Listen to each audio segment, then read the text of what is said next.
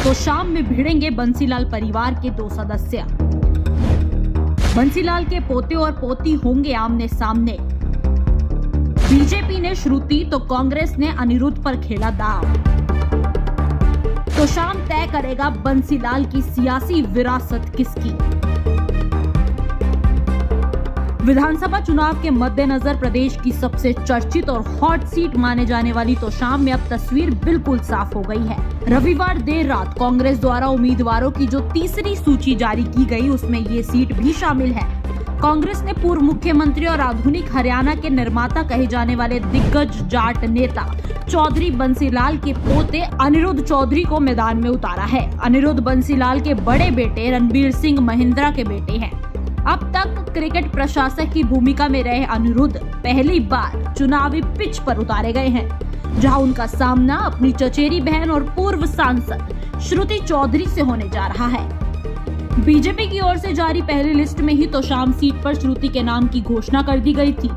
भिवानी महेंद्रगढ़ से लोकसभा सांसद रही श्रुति का भी ये पहला विधानसभा चुनाव होने जा रहा है। इस सीट पर लगातार 4 बार से उनकी मां किरण चौधरी बतौर कांग्रेस विधायक निर्वाचित होती रही हैं। लोकसभा चुनाव के बाद मां बेटी दोनों बीजेपी में शामिल हो गई थी, जिसके बाद भाजपा ने किरण को राज्यसभा में भेज दिया और बेटी श्रुति को तोशाम विधानसभा से टिकट दे दी। जजपा और इनेलो का कोई खास असर न होने के कारण अभी सीट पर मुख्य लड़ाई बंसीलाल परिवार के 2 सदस्यों के बीच होती ही नजर आ रही है। बंसीलाल की विरासत की लड़ाई। हरियाणा में 4 बार मुख्यमंत्री पद की शपथ लेने वाले चौधरी बंसीलाल ने अपने 6 बच्चों में इस छोटे बेटे सुरेंद्र सिंह को युवा अवस्था से ही राजनीति में एक्टिव रखा था और उन्हें हमेशा अपने सियासी उत्तराधिकारी के तौर पर प्रोजेक्ट किया, जिसके कारण बड़े बेटे रणबीर महिंद्रा से मनमुटाव भी रहा। इसकी बानगी 1998 के आम चुनाव में तब दिखी जब भिवानी सीट पर उनके दोनों बेटे आमने सामने हो गए। छोटे बेटे सुरेंद्र सिंह पिता की बनाई पार्टी हरियाणा विकास मोर्चा और बड़े बेटे रणबीर कांग्रेस की टिकट पर चुनाव लड़ रहे थे। हालांकि बाजी सुरेंद्र सिंह के हाथों ही लगी। 2000 के विधानसभा चुनाव में जब बंसीलाल अपनी सरकार गिरने के बाद कठिन राजनीतिक परिस्थितियों से गुजर रहे थे, तब भी उन्होंने अपने छोटे बेटे को विधानसभा पहुंचाने के लिए तोशाम की सीट छोड़ दी और खुद भिवानी से लड़ने चले गए। हालांकि बंसीलाल तो जीत गए, लेकिन उनका बेटा परिवार की पारंपरिक सीट को नहीं बचा पाया। सुरेंद्र सिंह को मौजूदा भाजपा सांसद धर्मवीर सिंह के हाथों शिकस्त का सामना करना पड़ा। 13 साल पहले भी धर्मवीर 1988 के चुनाव में बंसीलाल को यहां से धूल चटा चुके थे। ऐसे में बंसीलाल के जीवित रहते ही उनकी विरासत को लेकर उनके दोनों बेटों के बीच संघर्ष शुरू हो गया।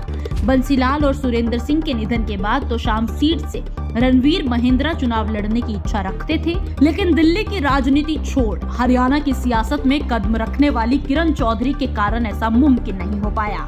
कहते हैं कि किरण की गांधी परिवार से, खासकर सोनिया गांधी से काफी अच्छे रिश्ते थे, जिसके कारण रणबीर महिंद्र कांग्रेस में कोई खास मुकाम हासिल नहीं कर पाए और बंसीलाल की सियासी उत्तराधिकारी के तौर पर किरण और उनकी बेटी को ही मान लिया गया। यही वजह रही कि किरण हुड्डा सरकार में न केवल कैबिनेट मंत्री रही, बल्कि सत्ता गंवाने के बाद भी नेता प्रतिपक्ष के पद पर काबिज हुई। इतना ही नहीं, उनकी बेटी की राजनीति में भी धमाकेदार एंट्री हुई। श्रुति 2019 में कांग्रेस की टिकट पर सांसद बनी। इन सबसे उलट रणबीर महिंद्रा ना खुद के लिए और ना अपने बेटे के लिए राजनीति में कोई खास स्पेस बना पाए। 2019 के विधानसभा चुनाव में भी उन्होंने बाडरा हल्के से अपनी किस्मत को आजमाया, जहां उन्होंने जेजेपी की नैना चौटाला के हाथों फिर से हार का मुंह देखना पड़ा। इन सब के बीच भूपेंद्र हुड्डा और किरण चौधरी के संबंध भी तेजी से बिगड़ रहे थे। पानी सिर से ऊपर तब गया जब तमाम कोशिशों के बावजूद किरण अपनी बेटी श्रुति के लिए कांग्रेस से लोकसभा की टिकट नहीं ले पाई। आम चुनाव के परिणाम आते आते किरण ने अपनी बेटी के साथ साथ कांग्रेस को बाय बाय कहकर बीजेपी का दामन थाम लिया। किरण के इस कदम ने रणबीर महिंद्रा और उनके बेटे अनिरुद्ध चौधरी की सालों पुरानी इस हसरत को पूरा करने का मौका दे दिया, जिसका वो लंबे समय से इंतजार कर रहे थे। अनिरुद्ध इसके लिए अपनी चाची का धन्यवाद करना भी नहीं भूले। इतना ही नहीं, हुड्डा के साथ खराब संबंधों के लिए भी उन्होंने किरण चौधरी को ही जिम्मेदार ठहरा दिया। इससे पहले जो स्थानीय विधायक थी, मेरी चाची जी थी, सब जानते हैं उनका, और आज भी वो हुड्डा साहब के बारे में अपने कुछ चीज़ें बोलती हैं, तो इससे ये बात साफ दिखती है, लोगों को पता चलती है कि कहीं ना कहीं इनके आपसी संबंध, राजनीतिक संबंध ठीक नहीं रहे थे और शायद इसी कारण एक दूरी बनाने के लिए बोला, क्योंकि जो स्थानीय विधायक बुलाएगा तभी मुख्यमंत्री अपना प्लान बनाता है उसी हिसाब से। तो इसलिए मैं इस बात का विश्वास दिलाता हूँ मैं जनता को आपके माध्यम से कि जैसे किसी गांव में आप सरपंच के साथ में सींग फंसाकर अपनी गड़ी पक्की नहीं करवा सकते, उसी तरीके से विधायक को भी जो प्रदेश का सरपंच है, जो कि मुख्यमंत्रियों के साथ बनाकर और इज्जत से काम करने, तभी विकास होता है और हम कराएंगे।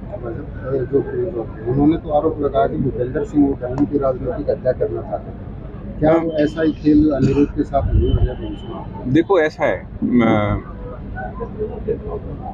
जिसके भाग में जो लिखा उसको मिलेगा, समय से पहले और भाग्य से ज्यादा कुछ नहीं मिलता भाई। मैं कहता हूँ मेरी चाची जी तो नहीं चाहती कि मैं यहाँ से चुनाव लड़ूं। मेरी चाची जी ये जग जाहिर बात है, मेरे बारे में कोई जिक्र करता है तो चाची जी कहती हैं उसका जिक्र छोड़ो, क्या है 100 परिंदे, इस तरह की कई बातें बोलती हैं।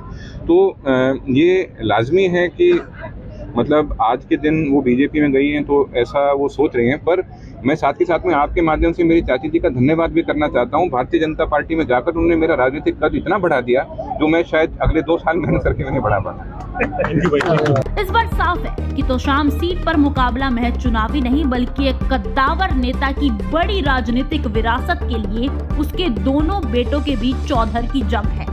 श्रुति और अनिरुद्ध में से जो भी तोशाम में जीत का आशीर्वाद हासिल करेगा, आने वाले समय में उसे ही बंसीलाल की तीसरी पीढ़ी का सियासी उत्तराधिकारी समझा जाएगा। ऐसा इसलिए क्योंकि हरियाणा की राजनीति में जिस तरह आदमपुर का मतलब भजनलाल परिवार है, उसी तरह तोशाम का मतलब बंसीलाल परिवार है। इस सीट पर अब तक 14 चुनाव हुए हैं, जिनमें 12 बार बंसीलाल परिवार ने ही जीत हासिल की है। ऐसे में इस बार तोशाम की जनता बंसीलाल के पोते और पोती में से किसे चुनती है, ये देखना दिलचस्प होगा। Bureau report, Punjab Kesari TV. हमसे जुड़े रहने के लिए हमारे YouTube चैनल को सब्सक्राइब करें और नई वीडियो की नोटिफिकेशन के लिए बेल आइकॉन को दबाएं। अगर आप ये वीडियो Facebook पर देख रहे हैं तो लाइक जरूर करें और ज्यादा से ज्यादा शेयर करें। धन्यवाद।